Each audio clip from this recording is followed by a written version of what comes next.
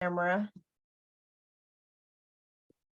Okay, and so thank you all for, this is a totally informal kind of meeting. So that's why we're not really live streaming it, but we'll record it so people can watch it later.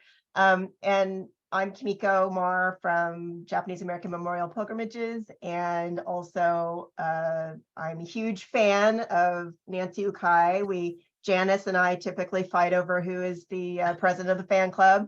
Don't know who has that title right now, but anyway, so Nancy, do you want to go ahead and start with your presentation? Okay, let me see if I can do this. I hope I'm not, wait a minute.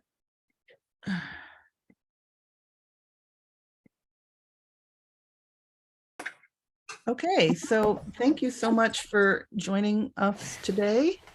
I'm actually in Tokyo and at the tail end of a 3-week trip to Japan.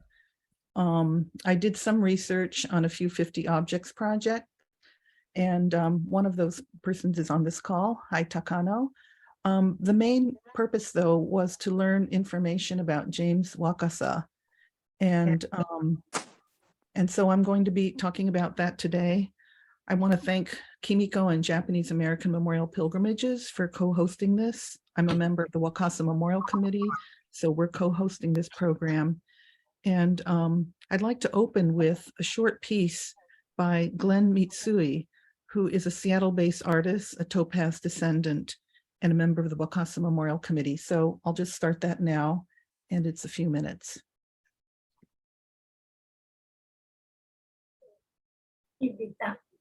Topaz concentration camp, April 11th, 19.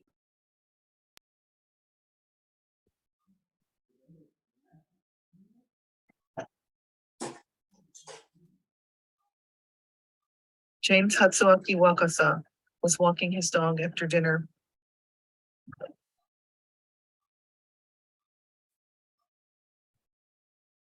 Mr. Wakasa was shot in the chest by a sentry from a distance of 314 yards. He fell and died parallel to the fence. The sentry was charged, but found not guilty. Shortly after his death, incarcerees started to see the hinotama, fireball. It would appear in the direction that Mr. Wakasa had died. Many believe it was the spirit of Mr. Wakasa. Angry Issei prisoners erected a monument where Wakasa died. Topaz officials and the War Department ordered the monument destroyed. The Wakasa Monument was created as a permanent memorial to injustice, but it lasted only days. At least 7 Japanese immigrants and American citizens were killed by military gunfire in U.S. concentration camps, but their deaths are little remembered, in part because there are no markers.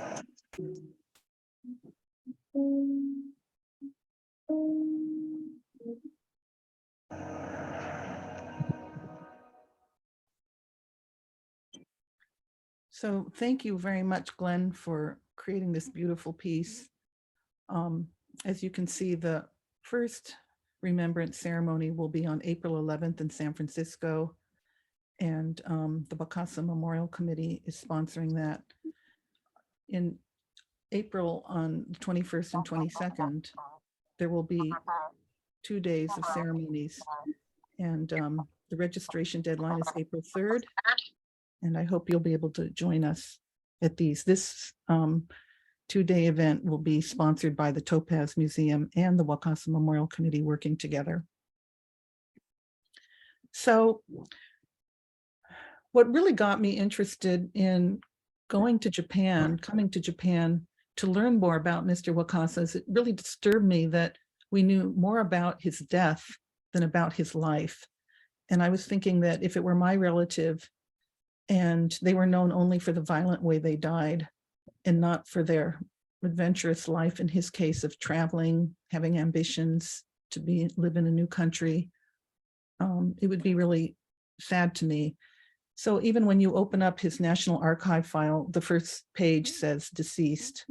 but it also shows you that he was cleared by the FBI to leave Topaz on February 8th, and that it was approved formally on February 16th, 1943, and less than 2 months later, he was dead.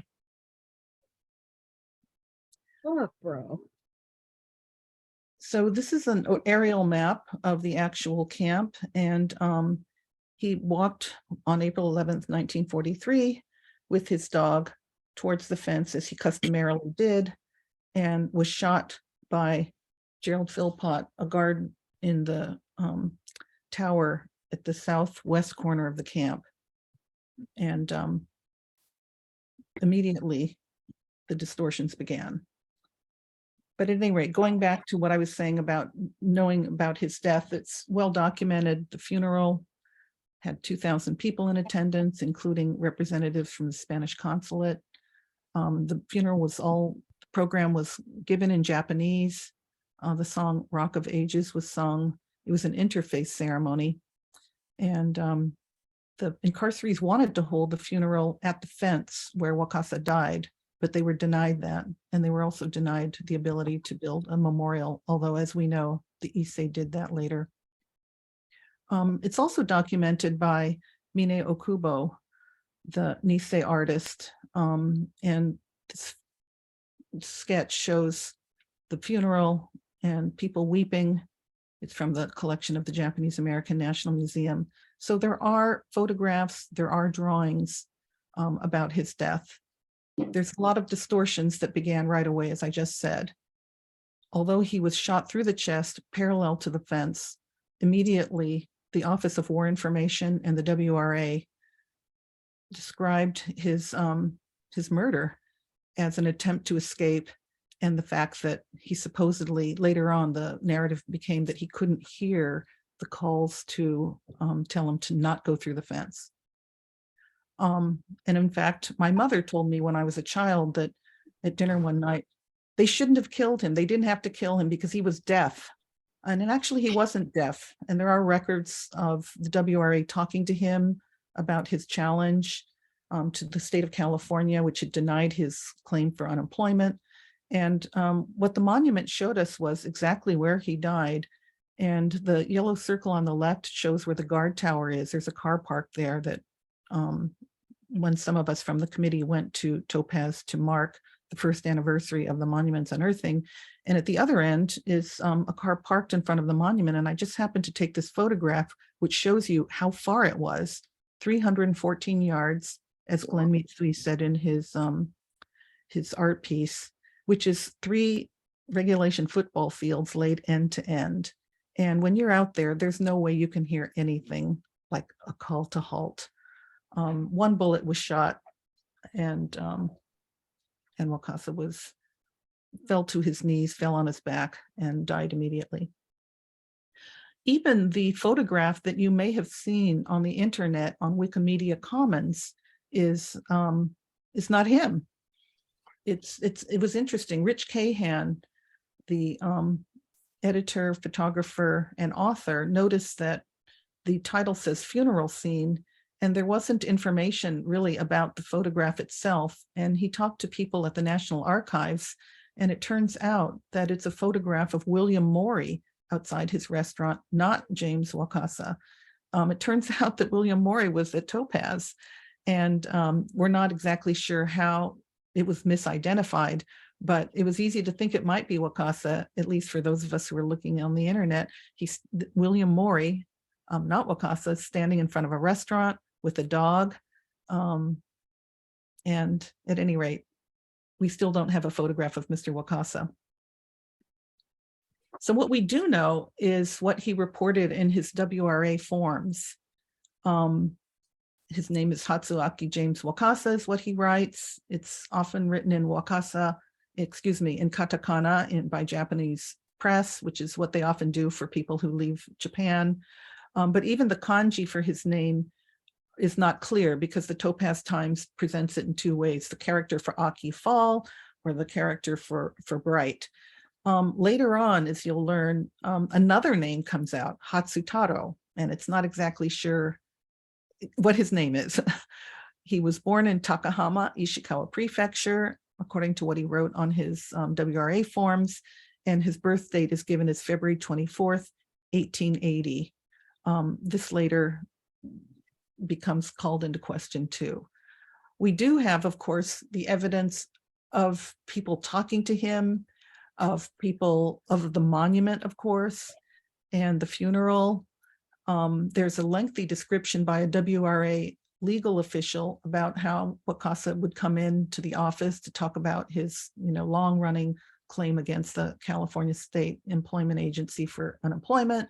Densho has an oral history with Tom Akashi talking about how Wakasa used to talk to his father in the boiler room.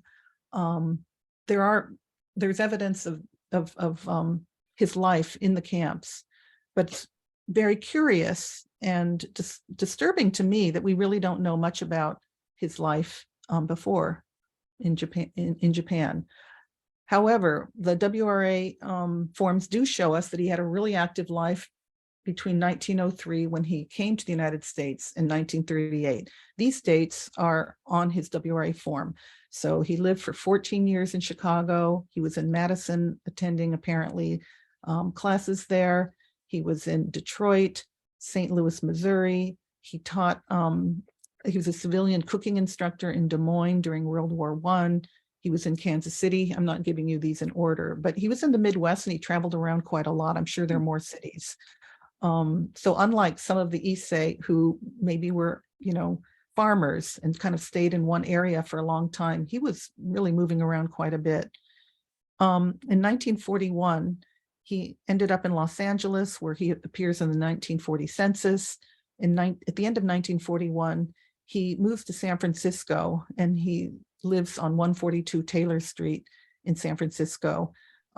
He is rounded up in October 1942 to Tanforan, and then the following in October, he is moved to Topaz in 1943. He's dead. So Wakasa is really kind of an outlier in the sense that he came from Ishikawa Prefecture, which is that shown in that map on the left, and it's shown in red.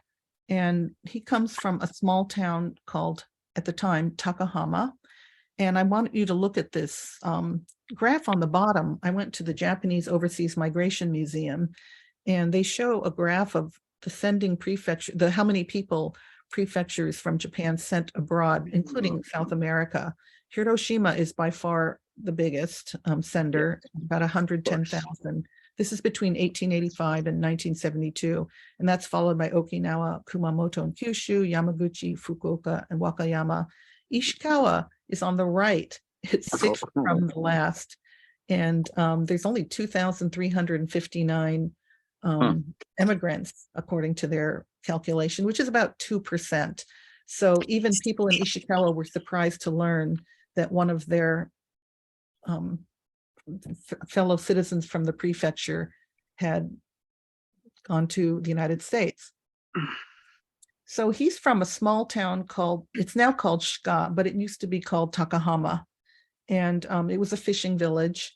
And it later merged in 1970 with the neighboring town called Shika. So in the records, we talk about him being born in Takahama. And during the war, people are looking for his family in Takahama, but now the town is known as Shikamachi.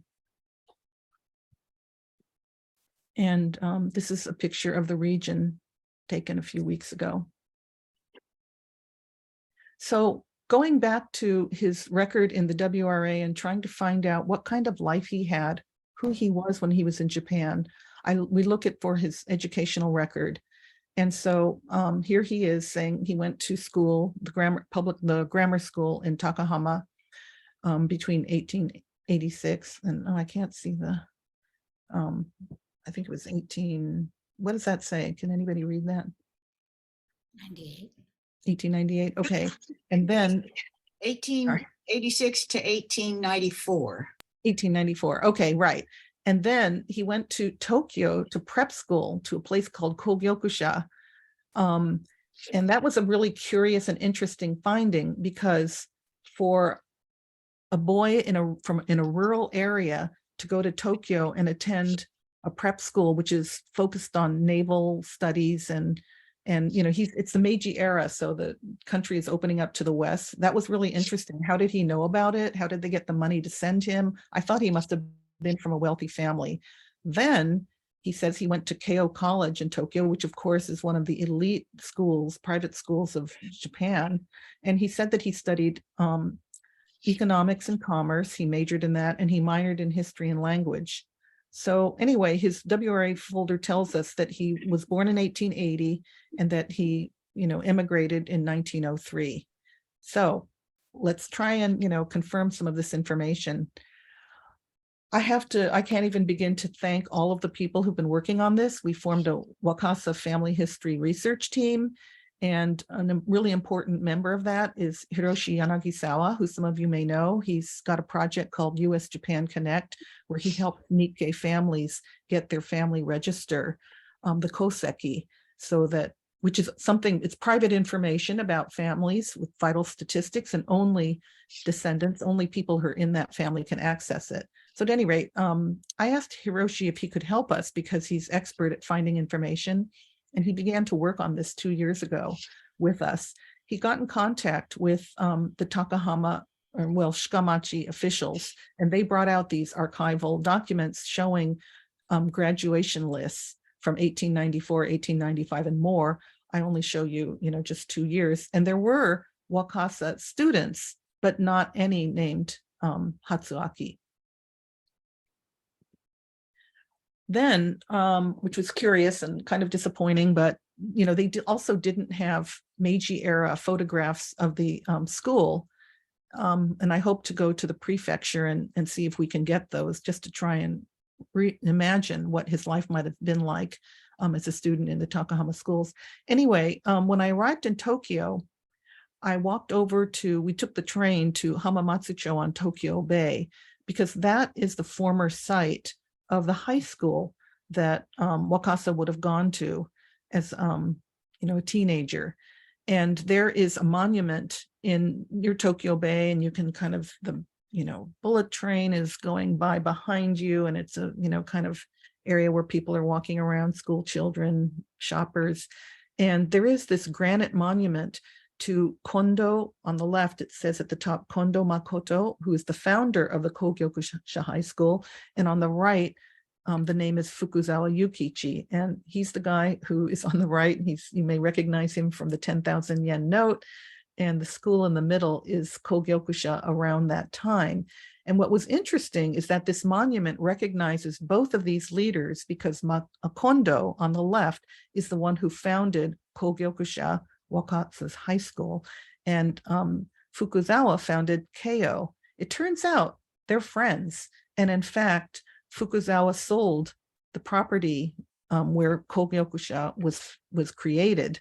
And so right there is where Kogyokusha used to stand. And of course, now it's a modern building. But what's important for us is that Wakasa went to Kogyokusha, and according to him, then he went to Keio. So here we see that, there's a social relationship, a friendship between the two founders of the school. And there is kind of a pipeline between these two schools. So if you didn't know that, you'd think, okay, Wakasa went to a private school called Kogyokusha, then he went to Keio. Well, actually, it was kind of a pipeline. So that was interesting. Yoko Murakawa, who's on this call, was very kind. It took me to the National Diet Library, and we hope to find some information about Kogyokusha and see if we could find lists of students and hopefully find Wakasa's name. So we were unable to do that. At least we could look at documents. This is a document of a registry of student names. It doesn't mean that he didn't go there. And also Kogyokusha had a fire in the Great Tokyo earthquake, and also was burned down in World War II. So a lot of the records went missing. But there are some records, and we couldn't find his name. These are all sort of a first run, so it doesn't mean that there's not more research that can be done, obviously, but anyway. Then the next stop was to go to Keio College, and this is a 100-year-old brick building. It's the library, and this is kind of the heart of the Mita campus in Tokyo of Keio, which was founded by Fukuzawa Yukichi in 1858. And again, Yoko Murakawa, Professor Murakawa, was kind enough to introduce me to a history professor there, and his name was Toshiyuki Tokura. And he was so kind on very short notice. He met me. He dug into the archives at the Fukuzawa Memorial Center for Modern Japanese Studies. He brought all these archival materials, which, you know, one could never even know about unless you had an expert at the school bring them out for you. And he brought out registries of graduated students, records of student grades, which is what's on the left, and also just interesting contextual information, such as the tuition people paid, what kind of courses of study were available, because Wakasa said that he studied for 3 years at Keio, and so he didn't seem to graduate, and it's not exactly sure what course he was in. Anyway, this was all very interesting. Again, Wakasa's name didn't come up, so that requires more research. This photograph shows students at Keio around the time that Wakasa would have gone there. And then it turns out that Professor Tokura told me that his maternal ancestors were incarcerated at Poston. So it's just so interesting to find these kind of connections to the camp history when you least expect them. Another line of inquiry, and I'm really sorry to kind of nerd out on all of this detail, and I hope it's not too much in the weeds, but this is a 1941 application by Wakasa for a new Social Security card. And, you know, one of the things was, who was his family? Did he have brothers and sisters? Who were his parents? Because, as I'll talk about later, his ashes, after he was cremated, there was nowhere to send them because people didn't know and didn't have an address. At any rate, this Social Security application listed his father as Ginza Wakasa, and every Japanese person I met here said that is a really unusual, strange, and unlikely name. So they said, is it Ginji? Is it Ginzo? Was it misspelled? And then this form requests that the mother's full name before marriage be listed. So then we knew, oh, okay, his mother's maiden name was Sakashita, Omo Sakashita. Her first name was Omo. Okay, so Biff Brigman, who's on this call and can talk about it later, just recently, I think today, found a National Archives file, and it gives different names. Okay. Hiroshi Yanagisawa and Ikumi Yanagisawa, who's a professor of Japanese history and teaches about the Japanese American history and teaches about Japanese American incarceration at a university in Nagoya, went to Tokyo, and they started to look for Wakasa's passport application, thinking that would give information and possibly a photograph, although that may have been too early for photo. Anyhow, Biff Brigman and also my husband, both who are genealogists, came up with this passenger list from 1901, which lists an H. Wakasa, age 19, on a boat from Yokohama to Australia. Now, for a genealogist and even for a reporter, one data point without a full name is not anything you can really build on. But since we have so little information, it's interesting because he's listed as a waiter. His age is around the right age, and it says H. Wakasa, which is in Ishikawa a popular name, but in Japan it's not as common as other names. So that was kind of an interesting find.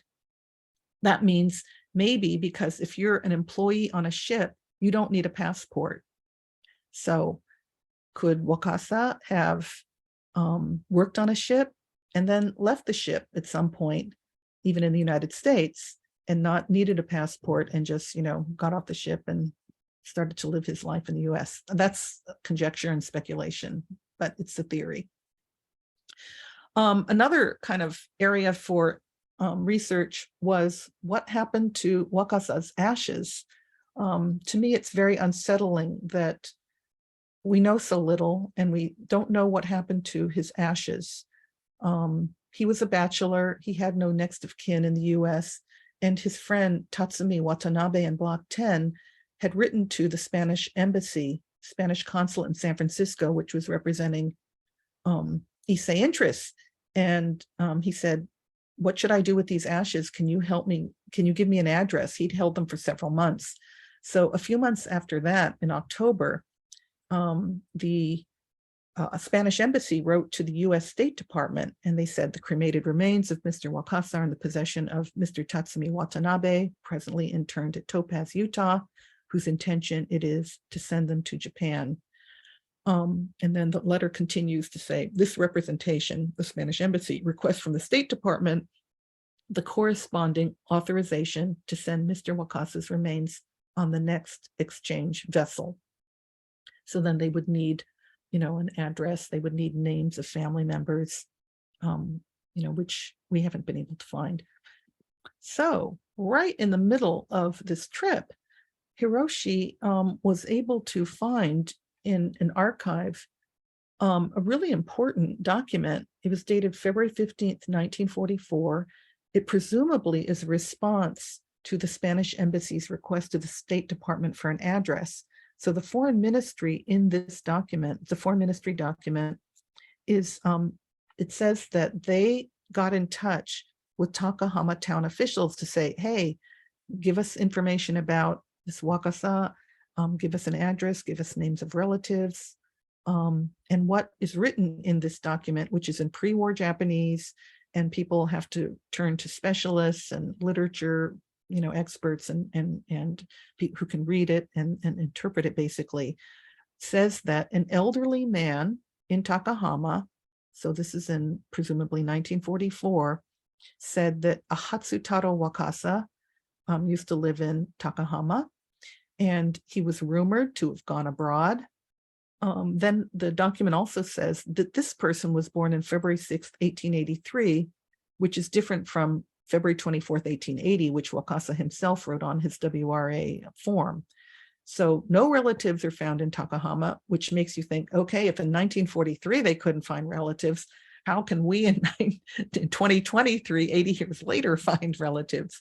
But at any rate, it's really important because now we can see that there was this effort made by the government to find Wakasa's family members. And they said that, they couldn't do that. And what they speculate is that possibly the local government, under pressure from the foreign ministry, might have opened up the koseki, which only officials could do, because as I said earlier, only family members can open up, can get access to the koseki. So anyway, this document came out just as we were going to Shika, the former Takahama, and Hiroshi is there on the left. And then the man holding up his hand is Mr. Obata. He's a section chief. He's head of the library. He's the head of lifelong learning.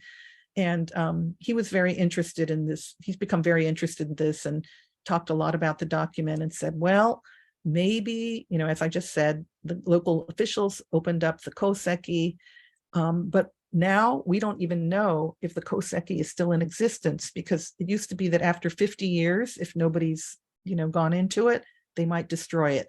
And that period of whether to destroy it or not has lengthened. So we don't know. And if there were no Wakasa family members around and nobody looked into it, they might have destroyed it, but they may have just not bothered to. So that's unclear. And we Japanese Americans or researchers would not be able to open the koseki and get confirmation of Wakasa's existence, his birth, his parents, unless we were family members. So it's kind of a chicken and the egg thing. If you're not a family member, you can't open it, but we can't find a family member. So at any rate, Mr. Obata was really kind. He brought out all these historical materials of old maps of Takahama, Shika, and he found a property map that was 20 years old, and then he outlined in pink the area that used to be called Wakasa Village. Now, Wakasa Village doesn't exist anymore, but at the time it was a part of the town of Takahama. So we walked around it with him, just trying to imagine lots of Wakasas living around this area, possibly our own Hatsuaki. We found a home with Wakasa nameplate, and because we have no shame, walked up and tried to knock on the door. It turns out that Hiroshi had contacted them and they said, no, we're not related. Now keep in mind, if Wakasa was born in 1880, that's 15 years after the Civil War ended from an American point of view, right? So it's like showing up maybe in Kentucky or Tennessee and saying, hey, I'm looking for somebody born in 1880. You know, you're not going to find the average person going, oh, I know who that is. Nevertheless, we've planted seeds and people are interested. So putting aside the kind of scholarly research or the investigation for a little while, through the kind introduction of Richard May, who is the US consul for Osaka and Kobe and a former JET teacher, which is this massive program that Japan has in bringing in English teachers from Australia, Canada, the UK, and the United States, thousands every year. Kumiko Henderson on the left from Seattle and Liam Gingell from Glasgow, Scotland, organized kind of a town gathering in the town hall, and it was really wonderful.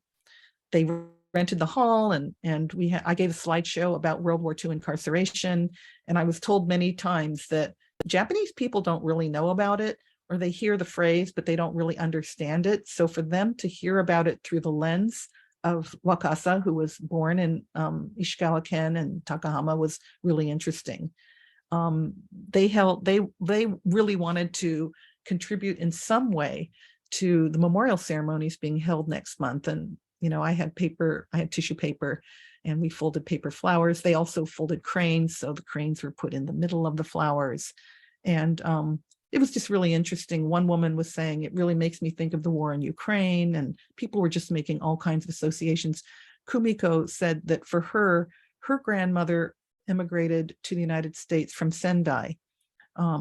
I can't remember if it was the 60s or the 70s, but she said, you know, I'm really interested in my Japanese American heritage. And she said in an interview with NHK, hearing about the story of Wakasa made me think about now how the people who are supposed to protect us kill us. The mayor of Shikamachi, Mr. Koizumi, he's on the right, and he's folding a flower, and he's inserting his name card so that we'll remember which flower he folded.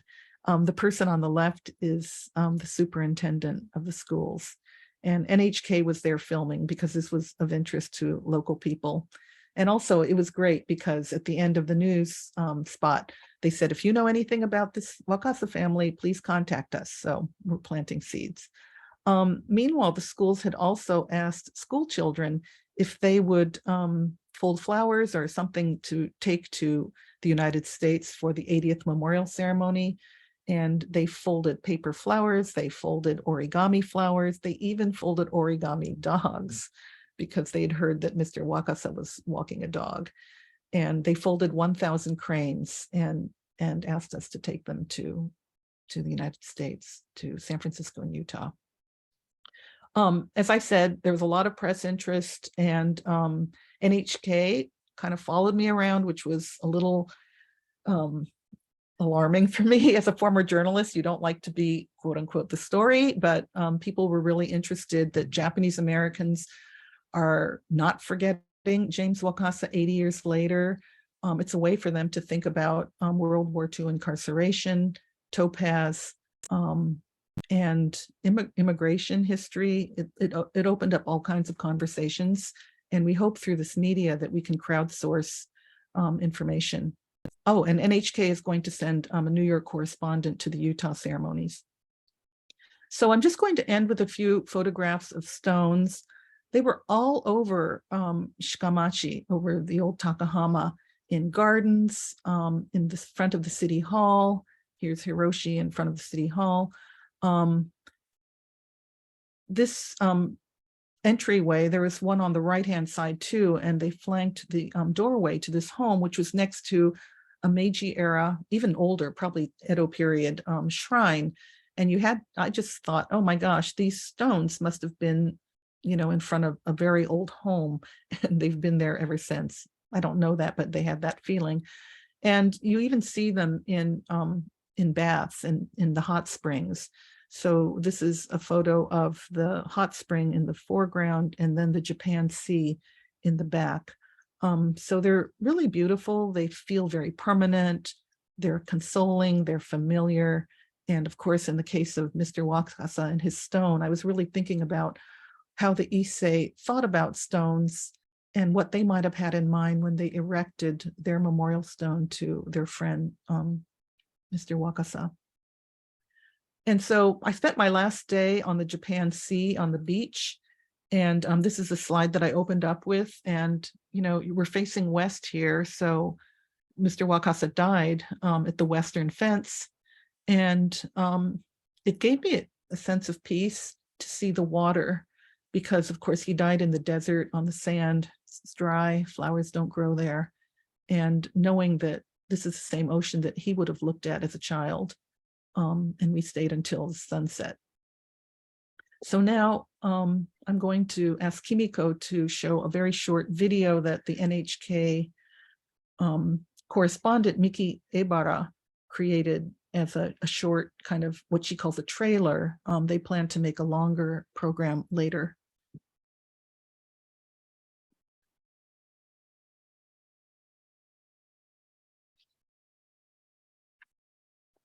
Okay, so I just need you to stop sharing screen.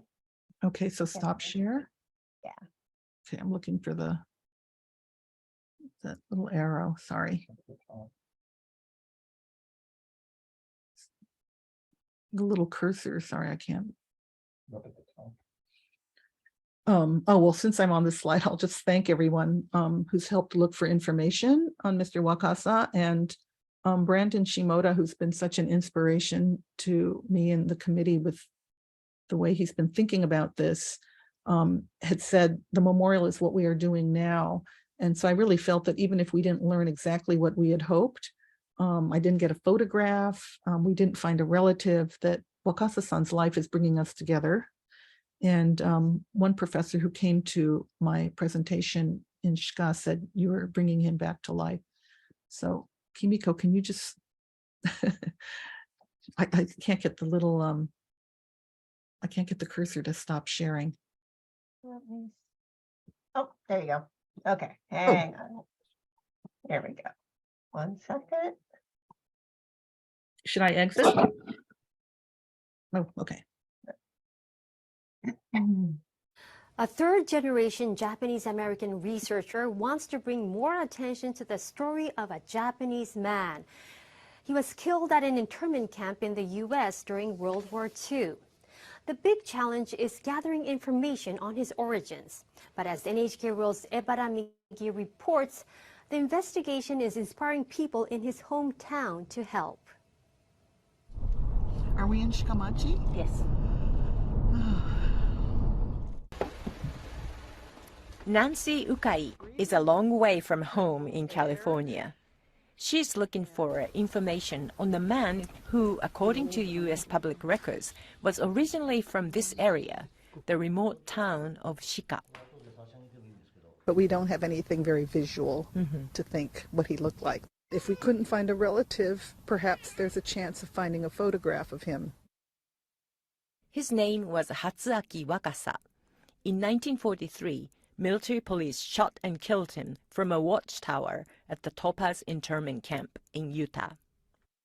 More than 2,000 internees attended his funeral.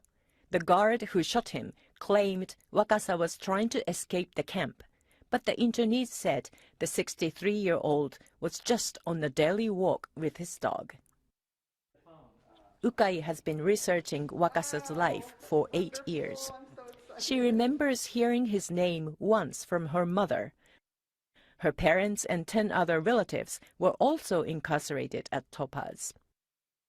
Records indicate that Wakasa was born in 1880 and immigrated to the U.S. in 1903.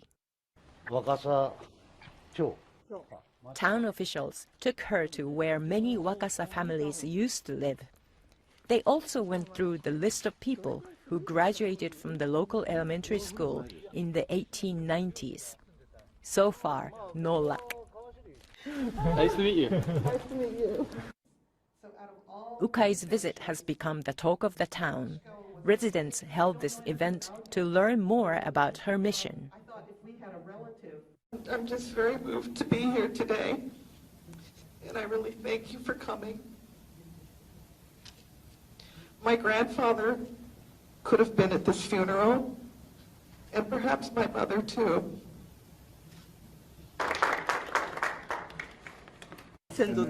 I was so touched that someone like her is researching about one of our ancestors.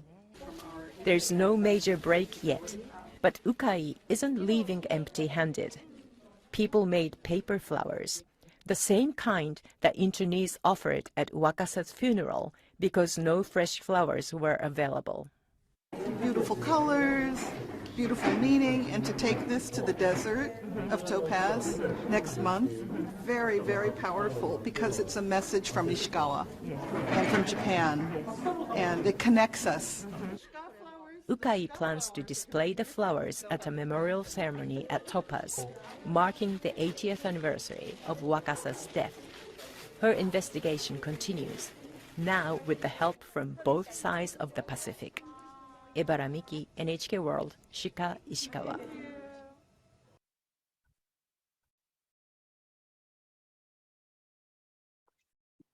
Thank you, everybody, Okay. and thanks. So does anybody have any questions for Nancy? We could, you could type it in the chat, or you could raise your hand and ask her directly.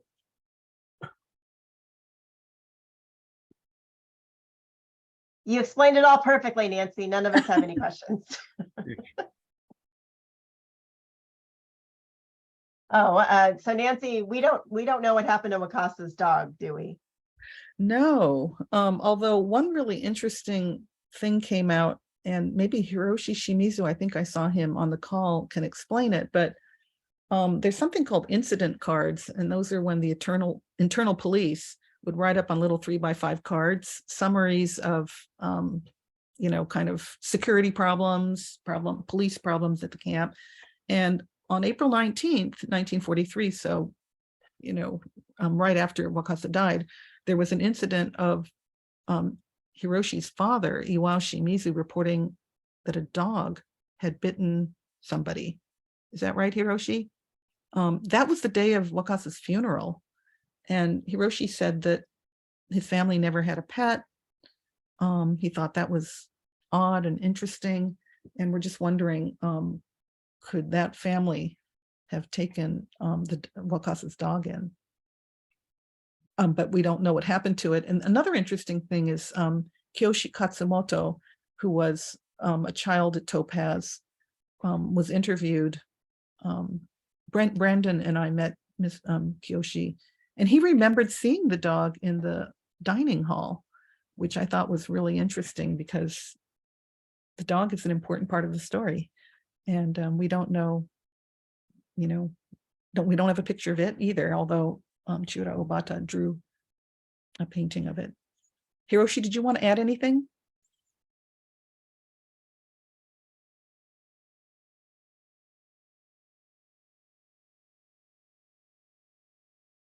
But probably a mongrel, probably a mixed, a stray. Nancy, I have a question about the memorials. Can you just tell us again when those two activities are happening in case people want to attend? So on Tuesday, April 11th, which is the actual 80th anniversary of Mr. Wakasa's being murdered by the military gunshot by the guard, will be held in San Francisco at the Japantown Peace Plaza. And it'll be at 1 p.m. Mary Farrell, one of the archaeologists who rediscovered the top of the monument, will be there. Topaz survivor Patrick Hayashi and an artist will speak, and Reverend Michael Yoshi, retired pastor of the Buena Vista Methodist United Church, will also be there. And I believe Reverend Kawahatsu from the Konkokyo San Francisco church will be there. And on April 21st and 22nd, which is a weekend, Friday and Saturday, there will be events on Friday at the Salt Lake City Buddhist Church. temple with a panel of the National Park Service and the Utah State Historical Preservation Office, Archaeology, Chris Merritt, a stone conservator who has been hired by the Topaz Museum Board. And then I will give a PowerPoint presentation, and we will fold flowers and have dinner. And then on Saturday, there will be a full day of events at Topaz itself, including a memorial walk from Mr. Wakasa's barrack to the fence. And there will be an interfaith ceremony, and Reverend Duncan Williams is coordinating that. In the afternoon, we will go to the Topaz Museum, where the Wakasa Memorial Stone is still stored outside. There's a shed that's been retrofitted to place over it during the winter. And the Wakasa Memorial Committee has requested that as part of the ceremony around the stone that we touch it. And so that's being planned right now to have people touch the stone. And the conservator has said if people are cleanse their hands, stand in line, do it in a place where the stone isn't fragile, that this is permissible. And So I can send out an email to everybody that has the flyers and also the link to register for the Utah event. I don't have it in front of me right now, but I can email that to everybody once we're done. Sorry, I cut you off, Nancy. Did you have anything else you were going to say? No, that's all. Okay. So Stan wants to know, was Wakasa a member of any church or temple? We know he was Christian, but do we know if he was a member of a congregation? That's a good question. On his loyalty questionnaire, where the line for religion, what religion do you practice? He wrote Christianity, if any. So he didn't seem to be a, what would you say, fervent religious. Nancy, Mhm. what about that church in Southern Cal?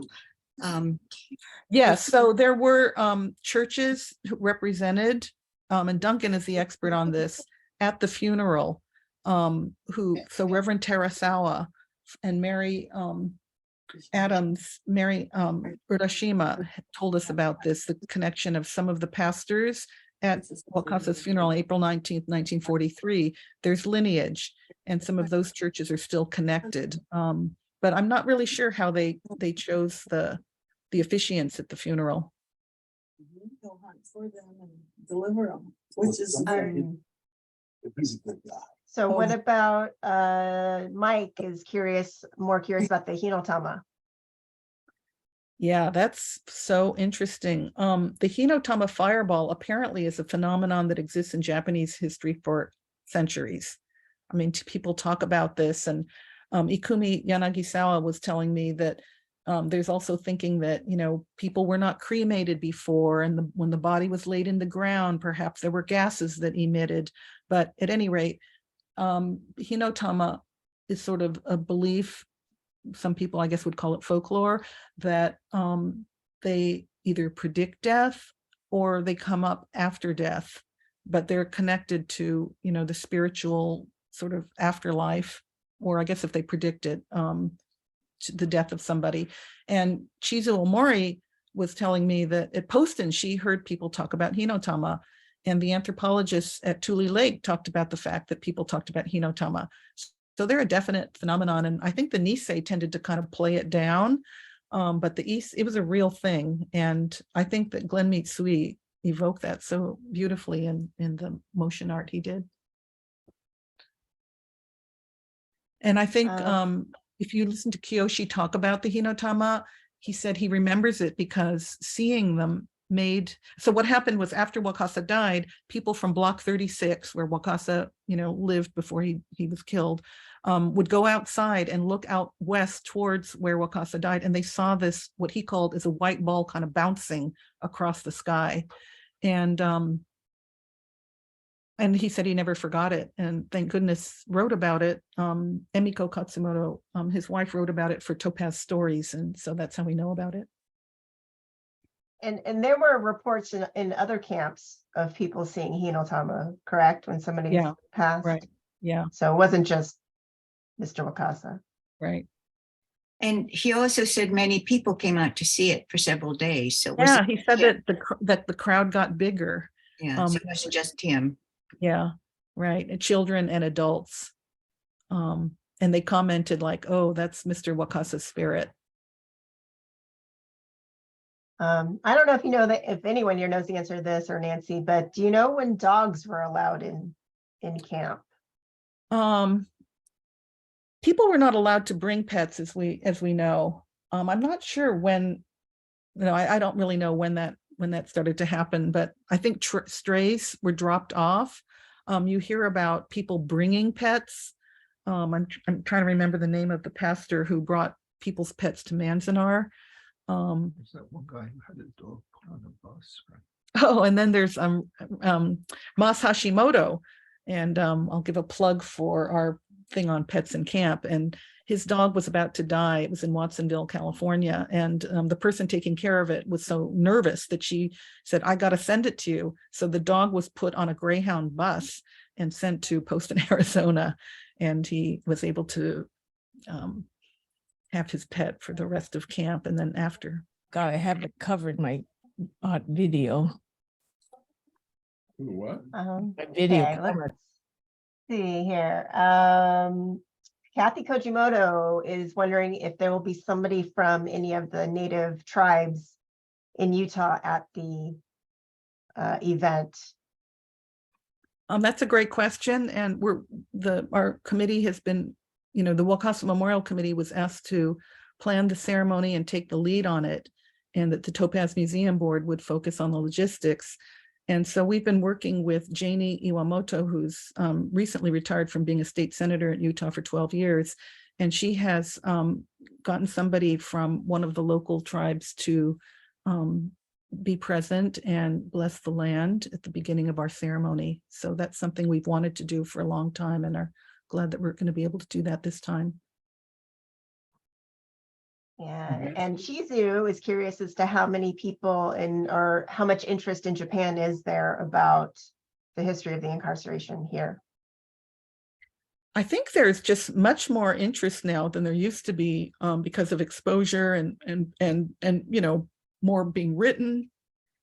But having said that, in Ishikawa, people said they never heard about it, and were really surprised and very moved.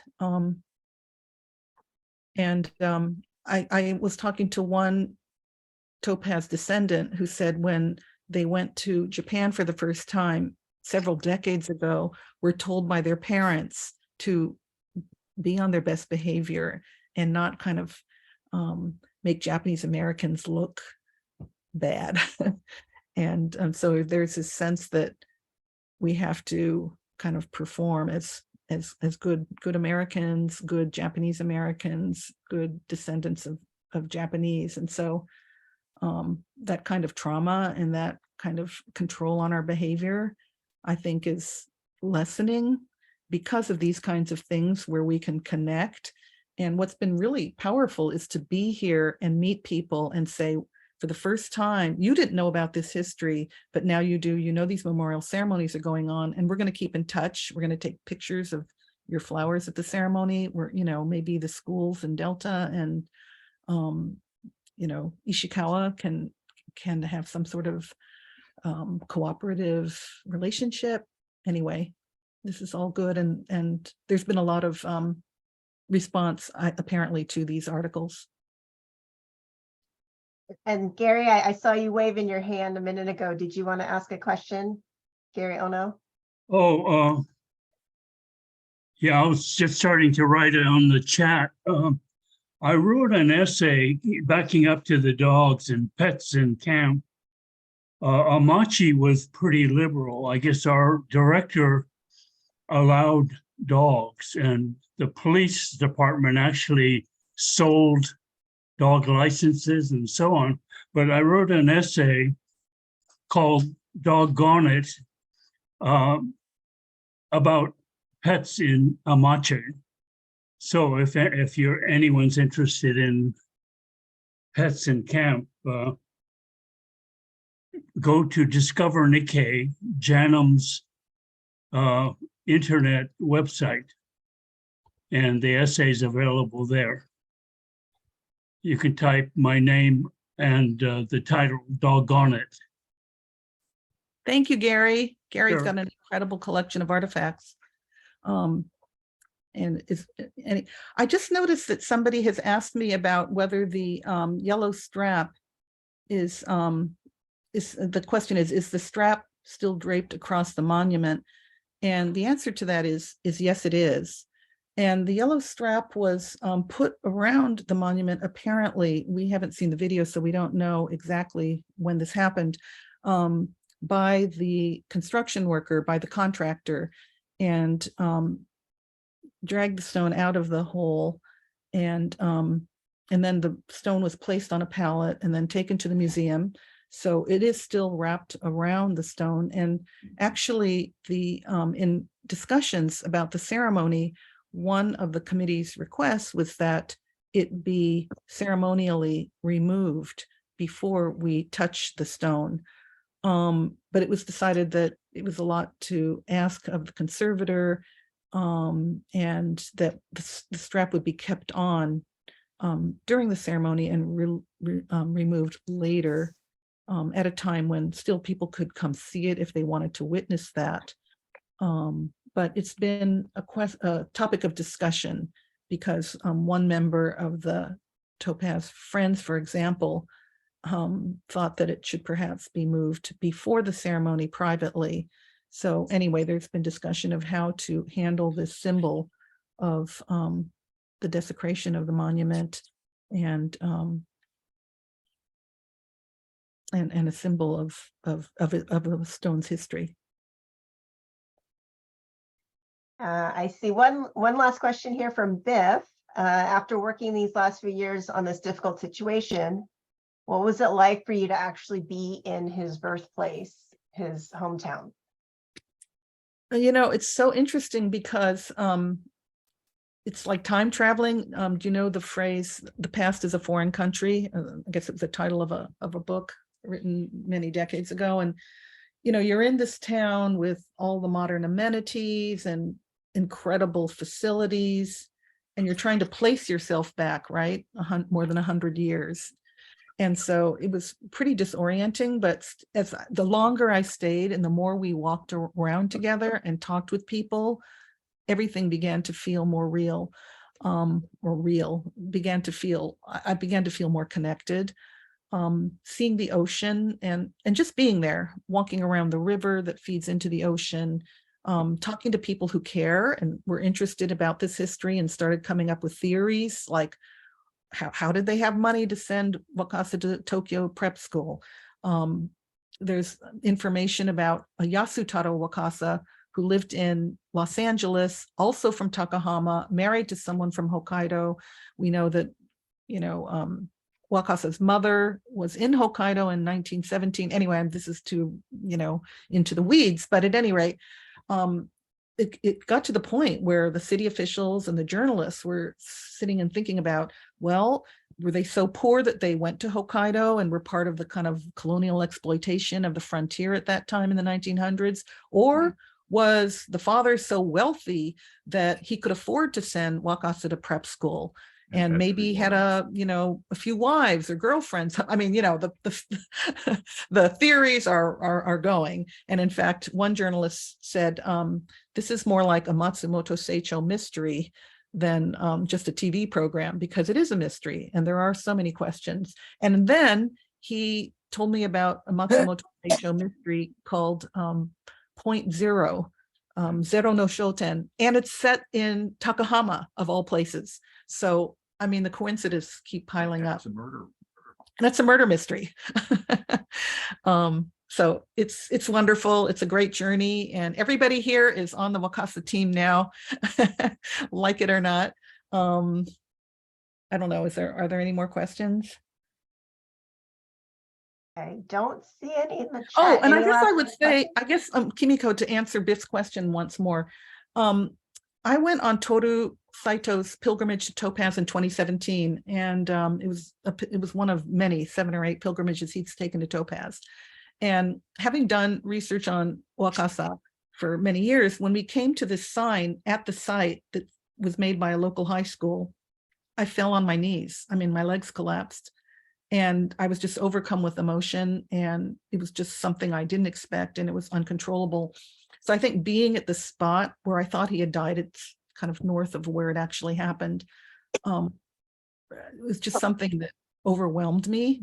And that really didn't happen in Wakasa's hometown. And I think it's because that was a place where not only was it a long time ago that he grew up there, but it was also a place of childhood and maybe happiness and, you know, his childhood, that joy. Whereas being at Topaz at the spot where he died, it just was extremely overwhelming. And so the monument is doing its work. I mean, it's brought us together. It's made us rethink about these 80th anniversary memorials in a way that we would not have, I don't think, without its kind of an unbelievable appearance or reappearance. And it, first of all, tells us exactly where he died. It tells us that that was where people wanted to have the funeral in 1943, and now we're going to have a proper memorial ceremony. It tells us that the Issei had agency, they had anger, they were in grief, and they erected this monument in defiance of authorities telling them not to. So there's a lot in here, and I'm just really myself surprised at the interest of the Japanese people in this story, and I guess there's just a lot in there, and we're all in this together now to kind of find out what happened, who was this person. And it also makes you think of the Issei bachelors who didn't have family members, you know, who could carry on their story, make a lot of trouble, and just not disappear, as our Wakasa seems to have been, including his ashes. Oh, we have one more question. Is the Topaz site under protection as a historical site? The Topaz site is a national historical site, But it's private. but it's privately owned by the private nonprofit Topaz Museum Board. Now they hold this property as a nonprofit for the beneficiaries, the descendants and survivors and the public. So it's really great now that we have these SHPO meetings, the State Historical Preservation Office meetings with the National Park Service, to talk about archaeology, historic preservation, and bringing in community voices so that we can make sure that the full story is told in a way with the full participation of historians, archaeologists, professionals, and community members. So Nancy, I'll just ask one last question. Is there any way for anybody watching this to help? Is there something, you know, Joe average person can do? Maybe they have relatives that lived in Topaz, and Biff and I were talking about, you know, if we could reach out to people who might have family photographs just from camp, maybe from the blocks that were around where Mr. Wakasa lived, or I don't know. Do you have any thoughts on that? How? I would like to know what you all think. I think to stay engaged and to we need as a committee too to be better about keeping everybody up to date on developments. But I think the more we can apply our brains and our spirits and our curiosity to this, the more progress we'll make. And we're certainly kind of coming together as a community to think about how we honor not only Mr. Wakasa, but the Topaz incarcerees and all of, you know, the camp descendants and survivors. And that's one of, I think, the legacies of Mr. Wakasa. And Stan asks, how is the work funded? Who paid for your trip? Are there any paid research interns? And I can fairly confidently say, Stan, that all of us who've been working on this have been doing this for on our own. Pretty much self-funded. Yeah, yep, pretty much. Just for the love of the knowledge, I think. But I don't know, maybe we should apply for a grant to do some research. The Takahashi Foundation has funded some of our stuff. That's true. Yes, it's been really a wonderful support. And I think, you know, there's these other unsolved, there are other Issei murders by military, Kobata and Isomura at Lordsburg, Oshima Kanesaburo at Fort Sill. And these things really should be more fully researched and investigated. And Roger Daniels actually said that in an interview with me before he passed away last year, that he wished that there was an article on each one of those so that we can fully understand the context and what really happened. Because at the time, you know, they were buried, whitewashed, and you know, forgotten. Yeah, Mr. Wakasa's, you know, murder was called a justifiable military action by John McCloy. Easy, did you want to say something? Yeah, as a matter of fact, Nancy, and you can back this up, that this was the 10th bullet fired into the Topaz camp prior. Well, his was the 10th bullet, so there were 9 shots that were fired towards the people in the camp before he got hit, you know. So, you know, and that just shows you, you know, how the newspapers were censored, because it's true that in December, January, February, and March, that the guards were randomly shooting at people. They didn't hit anybody, but the military actually brought out their own records showing this had happened. And I think what they were trying in the court martial. So I think they were trying to say, hey, look, these, you know, Japanese and Japanese Americans are trying to escape, and here's proof. So, you know, this was never reported in the Topaz Times. And, you know, Wakasa was shot through the chest. And I mean, that was just, it's unbelievable that this happened.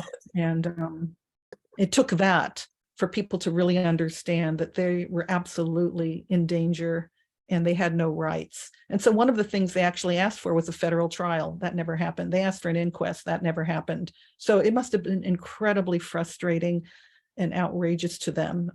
When I think about the emotion and anger they must have had, it's amazing there wasn't, you know, more that that occurred. It, you know, came after the Manzanar uprising in December of '42. And I think the monument also embodies all of that. Mike, you said that there's a second Japanese immigrant murdered by guards at Fort Sill. Yeah. Yeah, I'm sorry, I can't remember his name right now, but Duncan told me that his name wasn't widely publicized, but there were actually 2 of them that were murdered there. Yeah. I'm just curious, I posted it in the chat. Has anyone researched and written about the collective murders in the camps by guards and the multiple shots fired at people? I didn't even know about the multiple shots at Topaz. Well, the Densho has an article called Homicides in the Camps. But, you know, no, I don't believe anybody's done in-depth work on each of those cases, and that should be done.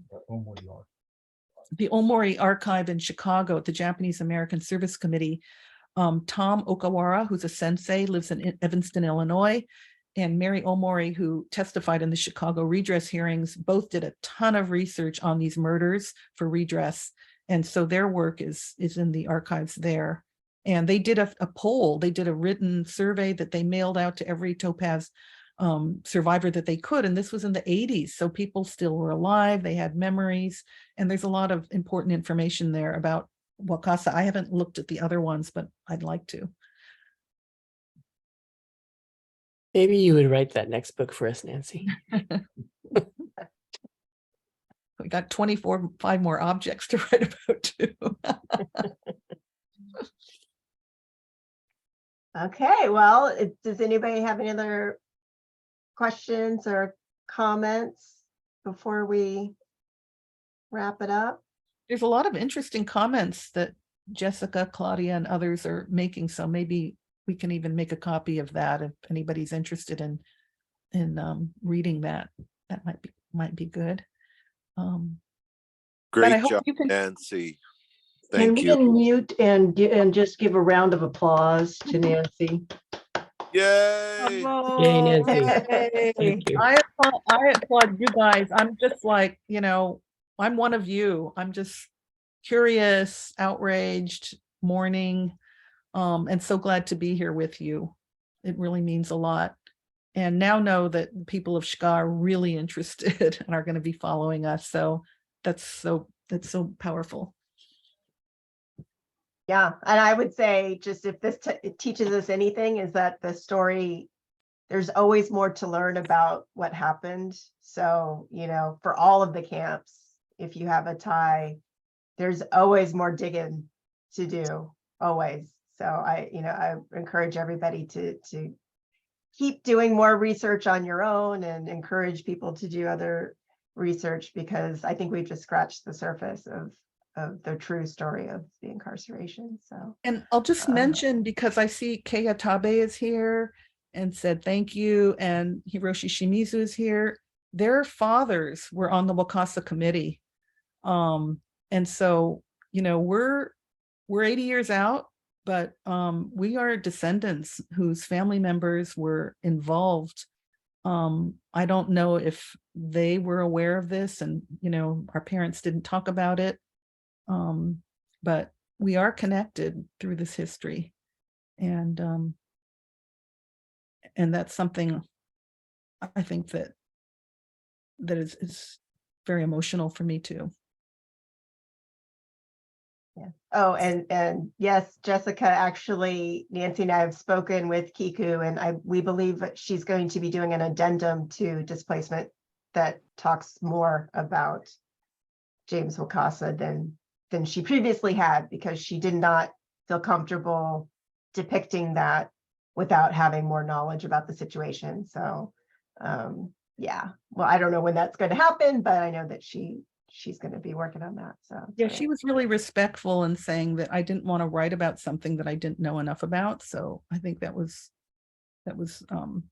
very thoughtful of her. Yeah, so that's great. Nancy, how do we get the flowers? How do we, I noticed someone saying that they're folding flowers in Atlanta. You've got the flowers from Japan. How do we get them to Topaz in time for the events? If you're coming, bring them with you. If not, they can be dropped off at the Japanese Community and Cultural Center in Japantown in San Francisco. I believe the address is 1840 Sutter Street, San Francisco. But I see someone's folding flowers in Atlanta. Yeah, she could send them there. Send them there, okay. Or bring them, yeah. If they're there by the 11th, we'll use them in the 11th memorial. Otherwise, yeah, we'll collect them.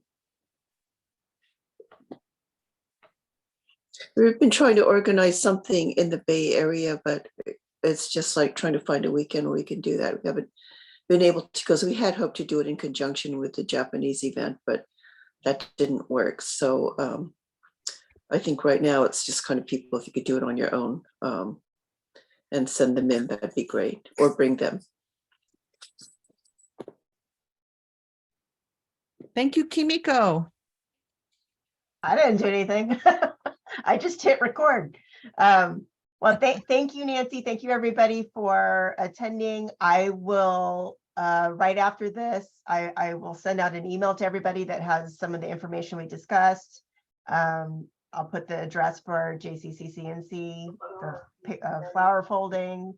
Been writing many thanks, Nancy, Kimiko, and team for this. So important and moving. Thank you for following your curiosity and your commitment to justice. Yeah. So excited to see you all here. Anna, how are you doing?